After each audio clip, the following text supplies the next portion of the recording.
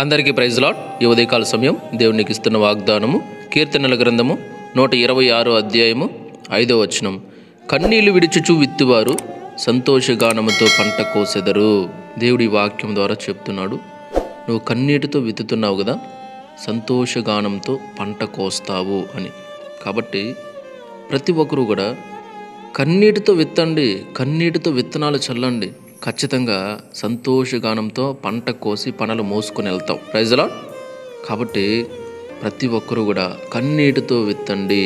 ఇక్కడ దేవుని సేవ చేసేవాళ్ళు, ఆత్మల రక్షణ కొరకు పరిగెత్తేవారు ఉంటారు చాలామంది, సువార్త చేసేవారు. వారి గురించి కూడా దేవుడు ఇక్కడ వాక్యం ద్వారా చెప్తున్నాడు ఏమంటే, ఇప్పుడు నువ్వు నీ కష్టం అనిపించినా, బాధ అనిపించినా, ఇబ్బంది అనిపించినా కూడా నువ్వు కన్నీటితో విత్తనాలు జల్లు, కన్నీటితో సువార్త ప్రకటించు, కన్నీటితో ఆత్మల రక్షణ కొరకు ప్రయాసపడు. ఒక సమయం వస్తుంది, ఆ సమయానికి సంతోషగానంతో పంట కోస్తావు అని చెప్తుందన్నమాట వాక్యం. కాబట్టి సువార్త చేసేవారికి, దేవుని సేవ చేసేవారికి, దేవుని కొరకు బ్రతకాలి, దేవుని కొరకు ఏదో ఒకటి చేయాలి అనేవారికి, వీరందరికీ కూడా ఈ వాక్యం చెప్తుందన్నమాట. సరే, సంతోషగానంతో కన్నీళ్లు విడిచుచు విత్తండి, సంతోషగానంతో పంట కోస్తారని వాక్యం చెప్తుందన్నమాట. కాబట్టి ప్రతి ఒక్కరు కూడా ఆలోచించండి. చాలామంది ఇప్పుడు దేవుని సేవ చేసే వాళ్ళకైనా ఈ వాక్యమో, లేకపోతే మాకు కూడా అంటే, లేదు అలా ఏం లేదు, దేవుడు అందరికీ ఇచ్చాడు. కాబట్టి మీకు ఏ కష్టమున్నా, ఏ బాధ ఉన్నా కూడా మీరు కన్నీళ్లతో దేవుని యొద్దకు రండి. ప్రభువా, ఇది నా పరిస్థితి అయ్యా అని చెప్పేసి మీరు కూర్చోండి. మీ పరిస్థితిని, మిమ్మల్ని ఎవరు బాధిస్తున్నారో, ఎవరు వేధిస్తున్నారో ఏం టెన్షన్ పడకండి. కన్నీటితో దేవుని దగ్గరకు వచ్చి, ప్రభువా ఇది నా పరిస్థితి అని చెప్పుకొని వీలైతే వారికి సువార్త చెప్పండి. ఖచ్చితంగా నువ్వు కన్నీటితో విత్తుచున్నావు కాబట్టి సంతోషగానంతో పంట కోస్తావు. వాళ్ళు ఎలాంటి వాళ్ళైనా సరే, ఎలాంటి కఠినాత్మలైనా సరే, నువ్వు కన్నీటితో విత్తనాలు చల్లుతున్నావు కాబట్టి ఖచ్చితంగా సంతోషంతో పంట కోస్తావు. ఖచ్చితంగా వారిలో మారు మనసు రక్షణ కలుగుతుంది. Praise the lord.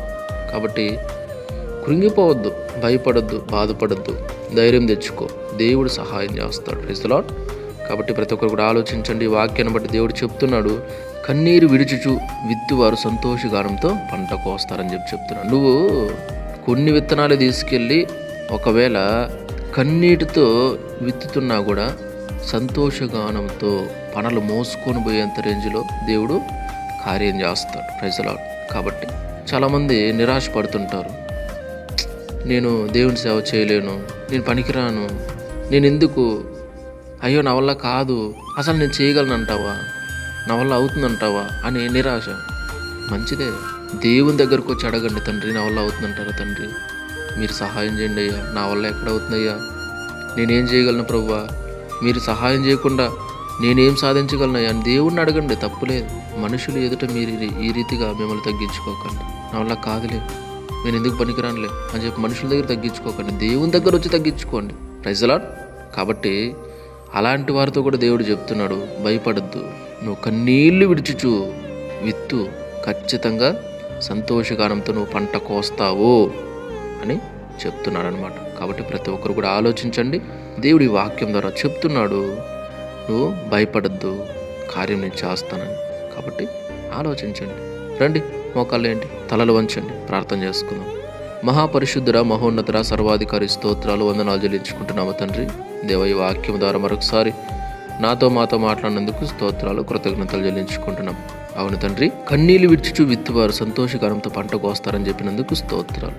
ఈ సమయంలో ఎంతమంది అయితే ప్రభా మీ సేవ చేసేవారు కావచ్చు, సువార్త ప్రకటించేవారు వీరందరూ కూడా కావచ్చు, ఆత్మల రక్షణ విషయమే పరిగెత్తున్నారు నాయన ప్రభా, వారందరూ నా వల్ల కాదేమో, నేనేం చేయలేనేమో, నేను ఆత్మలు రక్షించలేనేమో, నేనేమి దేవుని కొరకు సేవ పరిపూర్ణంగా చేయలేనేమో అని ఎంతమంది నిరాశతో వెనకడుగు వేస్తున్నారు, వారందరి జీవితాల్లో కూడా మీరు కార్యము చేయండి దేవా.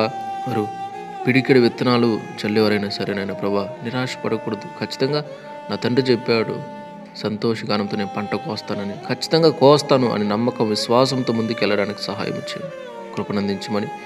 ఆత్మల రక్షణ కొరకు ప్రయాసపడే ప్రతి ఒక్కరూ కూడా నేను ప్రభా సంతోషంతో నేను ప్రభా యేసయ్య మీ సేవ చేయాలి.